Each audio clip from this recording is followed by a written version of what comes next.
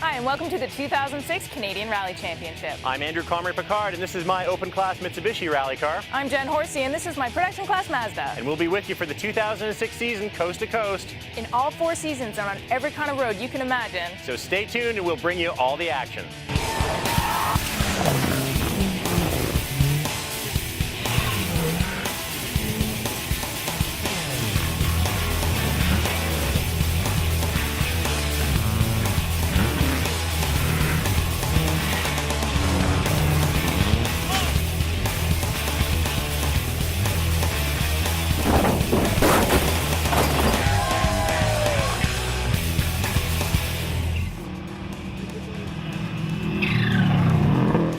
This is performance rallying. Very popular in Europe. Rallying's been around in Canada for over 50 years. Yeah, I guess really they say rallying's the oldest form of motorsport in the world. It started pretty much when they had 2 cars to race against each other. And the character of modern rally is that it's flat out through the most difficult roads in the country. And I love what they say, real roads, real cars, going real fast. The public has become more aware of what rallying is over the last 10 years. Through exposures on television, along with those beautiful video games of rallying, that has sort of brought in new awareness.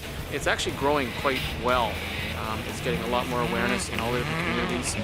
We're getting communities contacting myself and our regions, asking for us to come to their regions to participate. In the Canadian Rally Championship, we take all kinds of cars out into the road, from small 2-wheel drive production class cars like mine to big all-wheel drive turbocharged monsters like mine. We race over stages of 2 to 50 kilometers in length in all kinds of conditions. And at all speeds, we can see over 200 kilometers an hour through the woods. But we don't race door handle to door handle. We start in 1-minute intervals and race against the clock. There's 2 people in the car, a driver and co-driver, and they work together to go as fast as possible. And the car with the lowest combined time through all the stages wins the rally.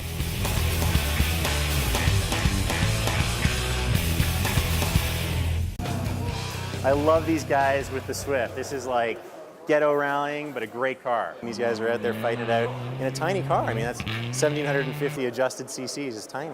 Horsepower? Yeah, 330 horsepower, 100 horsepower, and only 2 driven wheels, and only 1 wheel that really ever works because of the differential.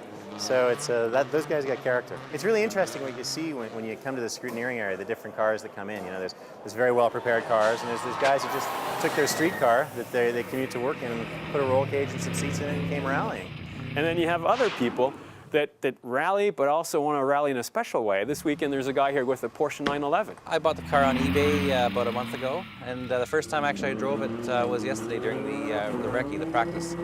So you're in a Group 5 car, rear-wheel drive, rear engine, and you're taking it out on ice and snow. Well, it's fun. So I'm here with Chas, who's on Norm LeBlanc's crew, and he's actually doing something that we do with rally tires when we have to adjust them to the conditions. He's grooving the tires. He's cutting a line around the outside of these tires to give them more traction in the snow and icy conditions that are out there. It's not a fun job. Chas, how long have you been at this so far? Today, not too long, but oh, I just broke a bit, so I'll be here for a while yet.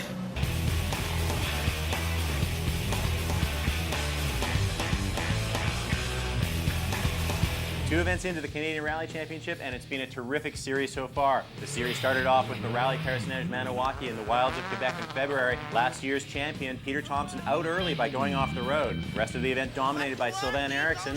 Great drive, but on the final stage had a clutch problem, allowing Antoine Lestage to take the win. Sylvain Eriksson ends up second, and great drive from Frank Sprongel in the Suzuki Swift, winding up third. But things didn't go so well for the Sprongel brothers at the Rocky Mountain Rally in the Porcupine Hills of southern Alberta when they finished early in the race with a bad roll. It was another close battle for drivers Antoine Lestage and Sylvain Eriksson, who again finished 1 and 2, with U.S. driver Matt Iorio in 3rd place. More problems for defending champion Peter Thompson at the Rocky Mountain Rally, who failed to finish with a blown engine. Rally Beta Chaleur takes place in the Gaspé Peninsula of Quebec on the first weekend of July. 19 competitive stages, 178 stage kilometers, and a rally that takes place on both Friday and Saturday. Yeah, this one's a little bit unusual in that so much of the rally happens on that Friday night. And the weather here is always a big factor. co-drivers often complain of nausea and getting sick on Friday night. It's usually so hot and so humid here that's really tough on the competitors. And those weather conditions make it very tricky for drivers to choose tires. You go out on a gravel tire cut for mud, or a full mud tire. No matter what happens with the weather here, though, we still get thousands of spectators. The real spectacle is the famous Camp Relay stage, where spectators gather to take in some of the biggest air in the whole series. Huge jump, great hairpin, and a great corner over a bridge down on the bottom of the Camp Relay stage. One of the most interesting stages in the whole championship. I think the Bay is a highlight event in the championship. It's different. There are a lot of very knowledgeable spectators, people who know about rally, who know about the people here that are participating. They follow it from year to year. Going through Camp Relay at night with 5,000 spectators screaming and hollering, it's quite something.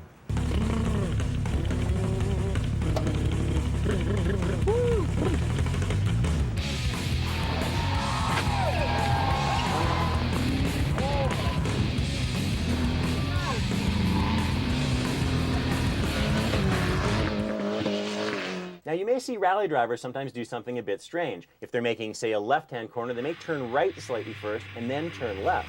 This is called a pendulum turn, or in some circles, a Scandinavian flick, named after the Swedish people who invented it during the 1960s, some of the best rally drivers ever.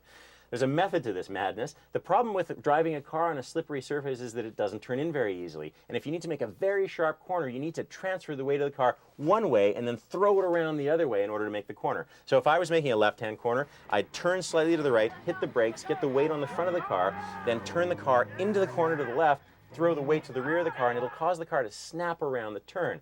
Now, you could use a handbrake, and I have a hydraulic handbrake for this purpose, in order to get the car to come around the corner, but just using the handbrake doesn't achieve that great weight transfer that puts the weight where you eventually want it as you continue through the corner. It's a technique that requires a lot of finesse, not easy to do, and not recommended for street driving, but an essential technique for rally drivers. When we return, the Rally Beta Chaleur gets underway.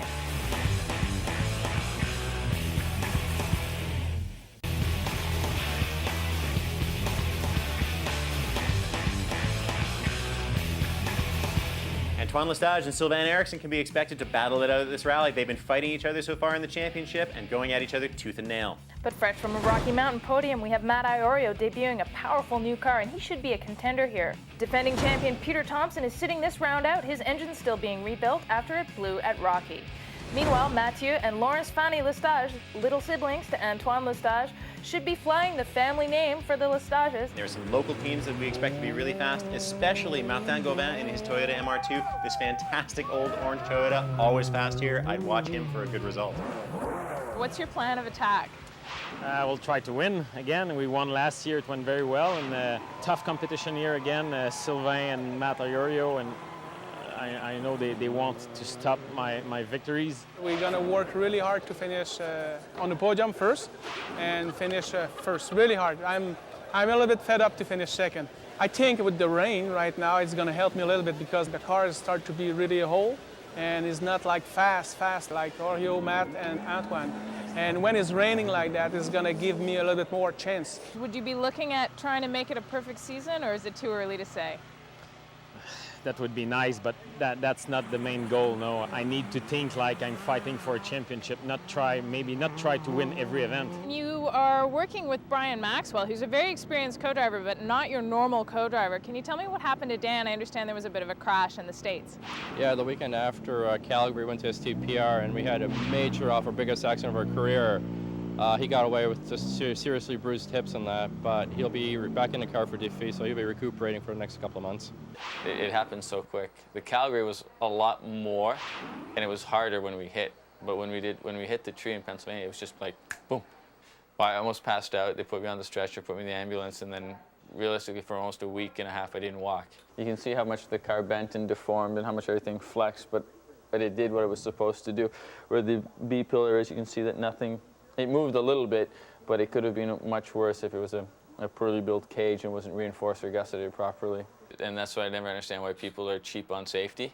If you don't want to buy the best tires or you don't want the most horsepower or the best suspension, fine. As long as it's good quality equipment, that's fine. But safety, should never cheat out on safety.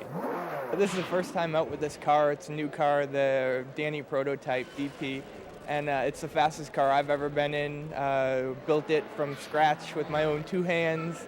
Very proud of it, and there's nothing except a win that I'm willing to settle for. That's tough, because it's you know, some really tough competition out there, but I'm going to do everything in my power to get the win. I'm here with Ian Crerar, driver of one of my favorite cars, a 1977 Porsche 911. How are you feeling about your chances here, given that you haven't had the chance to look over the course? Oh, I'm going to clean up. Yeah? Yeah.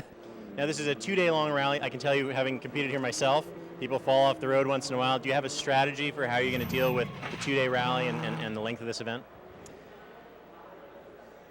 No.